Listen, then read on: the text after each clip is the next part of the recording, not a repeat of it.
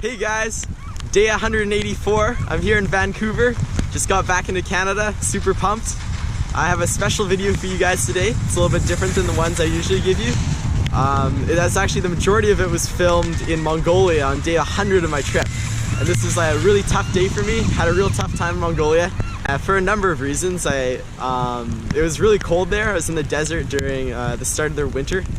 And the roads aren't paved, and I actually got really sick. So I was struggling along through the desert, and that one day I just thought, you know, why am I here? And it wasn't like a depressed, like, what am I doing, but more like, what brought me to this point to be sitting here in the desert, pedaling along, dragging my bike.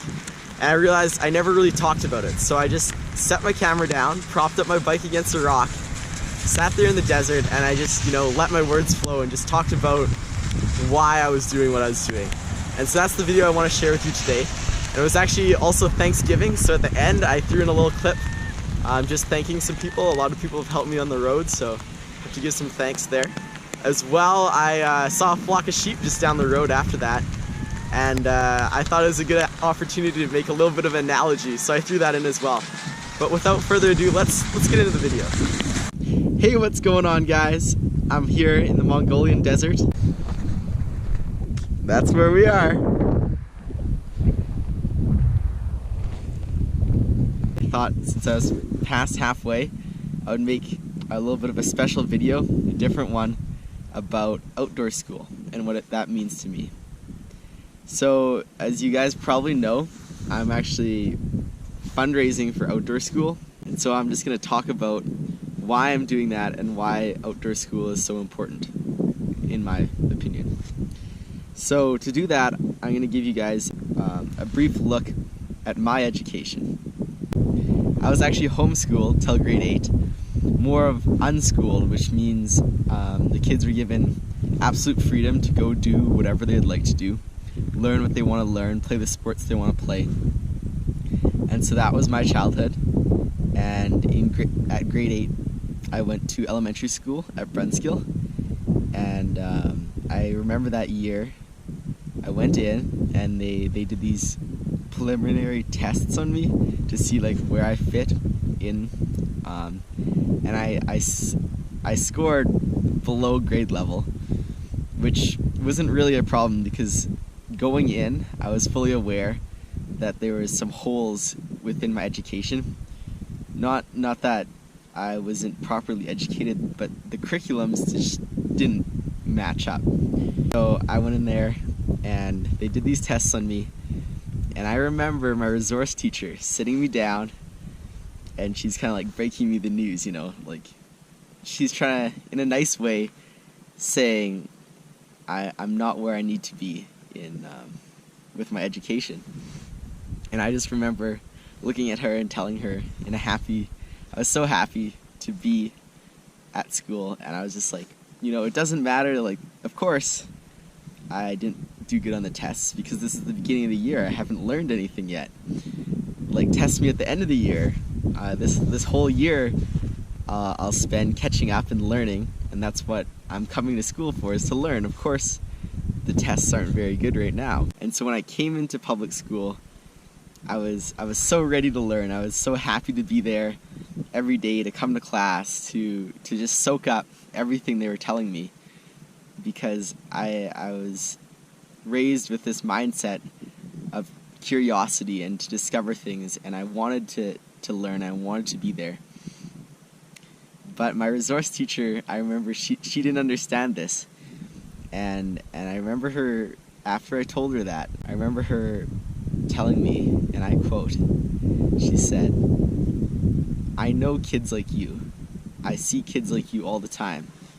You won't change. You'll struggle the rest of your life." And just to have a teacher say that was so, it was devastating to have someone tell me that I wouldn't catch up, and also kind of scary to see an educator tell a child at such a young age that they wouldn't amount to anything, and that they would struggle the rest of their lives, and that they were incapable of learning. And for her to tell me that, it was just, it still breaks my heart. And now, graduated just a few months ago as a 4-time honor roll student, I have to say, I don't think I'm going to struggle the rest of my life with education. And so, just bear with me if I may be a little bit cynical of the public school system. Let's just say we got off on a rough start and high school wasn't much better. But that's not what I'm here to talk about. I'm here to talk about outdoor school and the importance of that. And outdoor school is a program for grade 11 students which allows them to come and learn the curriculum, grade 11 credits, in an outdoor hands-on environment. It's a very engaging way of learning. And so I took this program and I really loved it. What really blew me away about this program was to watch the kids and see them how their mindset changed towards education. And a lot of these kids in my class, in my outdoor school class, actually were from Bowman, and so I had seen them beforehand, and now they came to outdoor school and they developed this learning mindset. They came to school happy to be there. They sat down, they listened to lectures, and they listened not because they wanted the marks, but because they really cared and they really wanted to know what the teacher had to say. They wanted to learn. They were there to learn, and they loved to learn. And just to see kids coming from Bowman, the same kids that would drag themselves to school on Monday, and to see them come to outdoor school and within a few months be so passionately learning and so happy to learn. It was very refreshing and made me really happy. And so that's why I believe outdoor school is such an important program, because it allows kids to apply themselves to what they're learning. And don't get me wrong, public school works for some people, but it doesn't work for everyone, and that's why these programs are so important. They allow kids who learn in different ways to have that opportunity. And so that's why I decided I would ride around the world in support of the outdoor school program and to raise money for the Alumni Fund. And so what the Alumni Fund allows is it gives kids who can't afford to pay the tuition to outdoor school, they can pay the tuition for them. So it allows them to go to outdoor school. And actually, I use the Alumni Fund because I couldn't afford to go to outdoor school.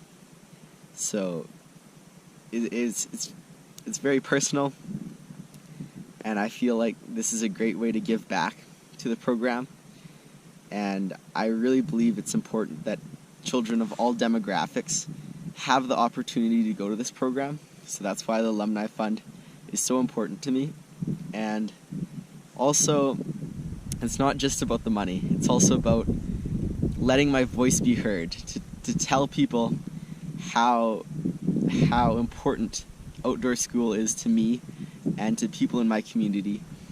And especially recently, because the public school system doesn't see eye to eye on this, of the importance of outdoor school, and they actually recently cut the budget for outdoor school, which caused them to cut it from 2 semesters, 2 classes a year to 1, so less kids have this opportunity. And so I want to ride around the world to both raise money to allow kids to go to this program and also show support for this program and show how important it is to me. So, Saskatoon Public School Board, I ask you to stop cutting funding to specialty programs such as outdoor school. I also ask that you do a better job promoting specialty programs. One of the problems that specialty programs face is that they take students out of regular schools, and these regular schools, their budget is based off of head count. Much like these sheep in this pasture, their herd's worth is based off of head count. So it's not incentive compatible for these schools to promote these programs because it loses the school's money.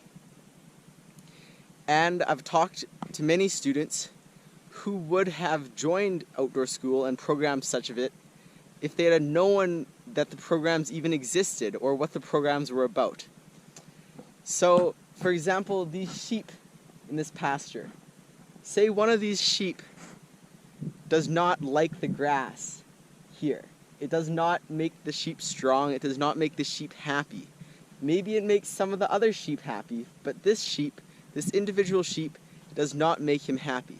And say there's another pasture, maybe just across the mountain range, and there's another herd of sheep there. And there the grass would make this individual sheep very, very strong.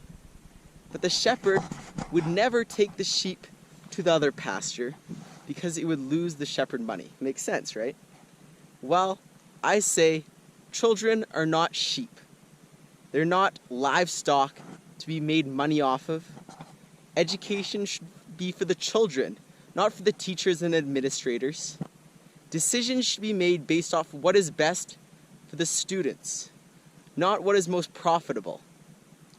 So I say to you, Saskatoon Public Schools, it is your responsibility to let your students know the options they have so they can choose a program that best suits their learning style, regardless if it loses you money. This is not about money. This is about inspiring learning. Is that not your motto? So, now that's aside, I'd also like to take an opportunity to thank a few people, actually a bunch of people who've helped me on my way around the world. I'd like to start off by thanking Doug Spoken Sport, which is a local bike shop in Saskatoon, which helped me a lot to get all my gear together, and also actually helped me on the road a little bit too. I contacted them a few times with some mechanical questions. They actually helped me get this bike and all the gear set up on here. So you've probably seen me wearing their t-shirt in some of my videos, but big thank you to them. Also would like to thank Craven Sport Services, who helped me get my bike fit to my body. And so a bike fit is super important, especially when you're traveling super long distances. So that's really nice.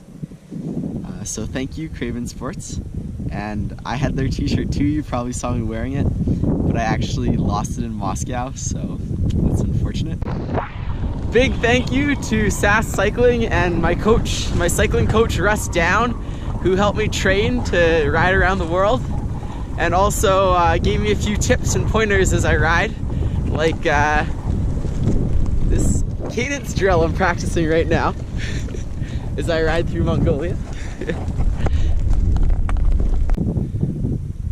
I'd also like to thank a bunch of all the people at home who've been showing their support to me in so many different ways. Okay, and one more thing in this video. I'm 100 days into my trip, and so everything on my bike I've used at least once or more times, except one item. There's one item I've yet to use on my bike, and I'm going to use it right now. So I'm pretty excited. I've carried it all this way, and that would be a fresh, clean pair of socks. And these aren't just any socks. These are merino wool cycling socks by Darn Tough. And so Darn Tough was kind enough to actually give me a bunch of socks before I left. And one cool thing about Darn Tough socks is they come with a lifetime warranty, which is crazy, a lifetime warranty on socks, right? So if you get a hole or anything, you can just send your socks back and you get a brand new pair of socks for life, which is pretty crazy. And I've been wearing them for 100 days now, and I really enjoy them. They're really good at keeping the odor down because they're merino wool, and they're also very comfortable. I'm actually wearing a pair right now.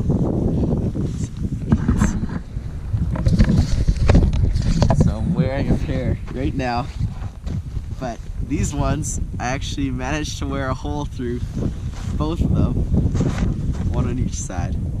So I guess I have to claim that warranty, but now I get to put on a fresh pair of socks, which is pretty amazing. And boom, we got on a fresh pair of socks.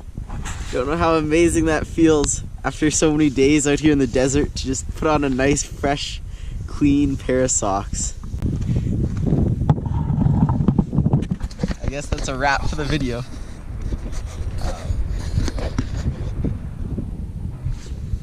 Over halfway now, still feeling great. I'm on to China pretty soon, in a couple weeks now. And for now, I got some hard kilometers here in the desert. The roads aren't paved or anything, but I'm still feeling pretty happy, and I'm super stoked to be out here. So, thanks for tuning in. See you guys later.